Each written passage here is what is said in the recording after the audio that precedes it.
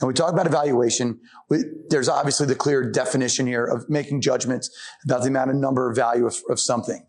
I think when we talk about evaluating our program, evaluating what we're seeing, especially maybe we're a first-year head coach, or even second, third, fourth year, fifth year, 10th year, or in my case, this year going in the year 21 as a head football coach. I think we're constantly doing this. How can we improve? How can we make our teams better? How can we find a way? And I think we have to make sure we understand the difference about some things. Right? We have to first and foremost make sure we set ego aside. And I know it's hard to sit there and go, something that we were doing may not be working, right? And we have to find that balance of find somebody we trust, be open, be honest with ourselves, and have those hard conversations with somebody when they're saying, man, this isn't working, what we're doing. So we have to set this ego aside. We've got to be open and honest, and we have to get feedback from the people that we trust. And once we can find those people, which could be our coaching staff, which could be a third party guy, someone who's not involved with us at all, not an administrator, not a coaching staff member, but you have somebody in the profession that you bounce ideas off of, right? That's also very helpful to do. So we have to make these, and one thing that I have learned over the years is making adjustments and making tweaks or changing some of the things that we've done. That's not a sign of weakness. It's actually a sign of strength and good leadership. And that's something we have to understand. It's not a direct, oh man, it's not working. You stink as a coach. Your values are bad. Your pillars are incorrect. No, it's not right.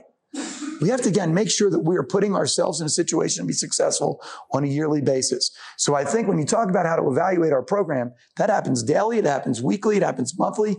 And then at the end, we start writing notes and we log it down. And now we design that calendar that's going to best help us and suit our needs at our particular schools.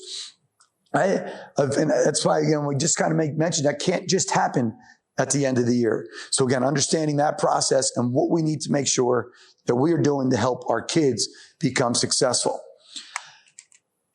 Now, when we're talking about what we need to accomplish, let's talk about our goals. What are we looking to consider, right? What's our mission? What's the identity of our program? What do we want it to be? What did we do well on and off the field last year? What do we do well? Are we looking to kind of do more in the community? Are we looking to do more on the field? Are we trying to get more results that way? So again, you got to understand, what are we doing? When you're putting together a program, it's not just about the on the field play of whatever sport in which that we're involved in. And obviously from when you're looking about what we do well, then we got to talk about what do we need to improve both on and off the field. This is what we're going to, what do we want our program to look like going forward? It's okay. Listen, we came in first year head coach. We had all these thoughts. We're going to do X, Y, and Z. Well, X worked, Z didn't, Y was okay, right? We'll kind of keep that here, move that. So, but what do we need our programs to look at? And how does what we see or what we want to see sync up with the pillars of our program? Kind of that philosophy, if you want to check that talk that we talked about establishing a philosophy as a head coach. Once you establish those pillars, right, now I think it also helps develop your calendar. For us, this is our quick pillars: accountability, discipline, competition, and passion, right? And everything that we do should hopefully reflect these pillars. What we do off the field, what we do on the field, everything's got to circle back here. From a coaching standpoint, this was our mission statement, right? We shared this one in an earlier episode, right, earlier session here. When you talk about this mission statement, are we doing everything we can on the field to get that look that we want, that identity, right, that brand that we want on the field? Now, if this is not, everything that we're doing is not reflecting that, well, now we have to tweak that calendar. And that goes back to a couple slides earlier when we're saying, hey, we tweak on a daily basis, weekly basis, monthly basis. So if we're waiting to the end of the year to kind of tweak things, it's not necessarily, I think we got to come up with a better plan for our guys. Off the field, how do we want this to look?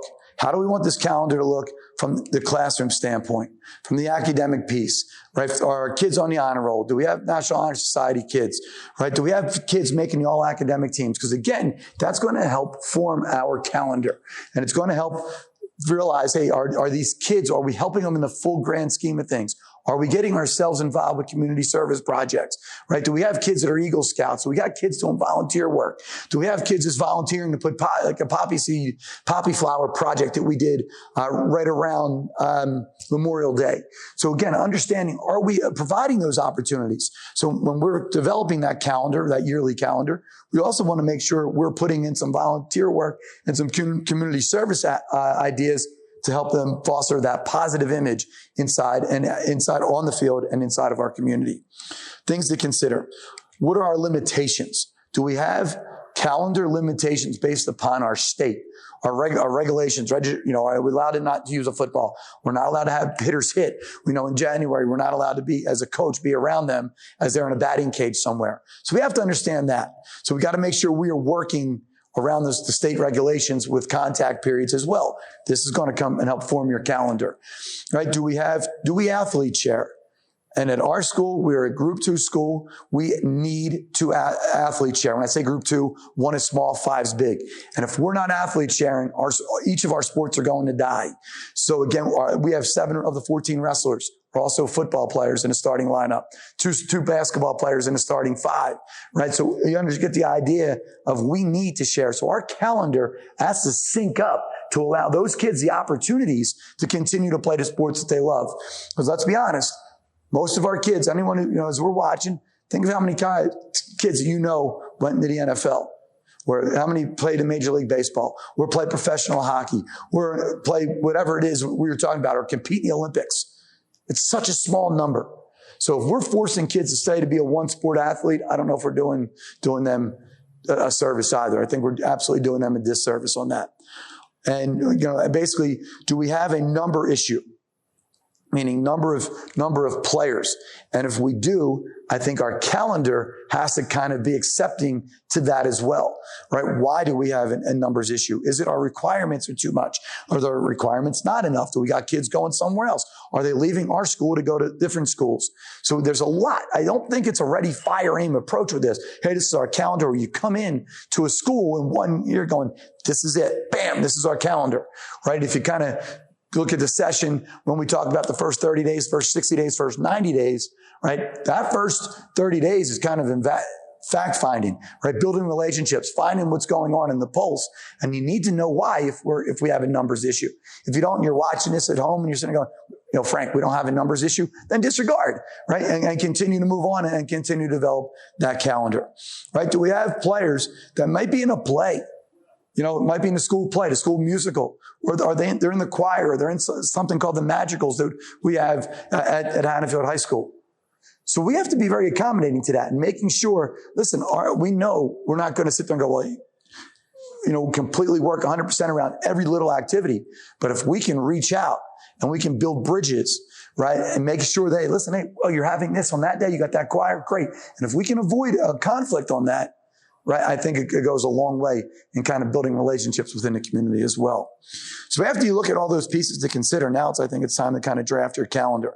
And every calendar is going to look different. What a swimming calendar will look, our baseball calendar was going to look, a softball calendar, everything's going to look different. It's going to look different for multiple reasons, right? Based upon numbers, based upon school, based upon numbers, you name it. There's limitations that your school puts on you, limitations that the state regulations put on you. So everything's going to look different. So I can show you examples, which I will, of kind of our coaches' calendars and our summer calendars for our year. And I'm going to take you kind of through a little bit how we operate, but everything is going to look slightly different.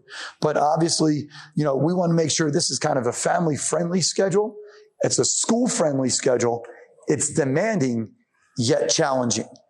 Right? And we always say at Haddonfield High School that athletes and great athletes make choices, not sacrifices.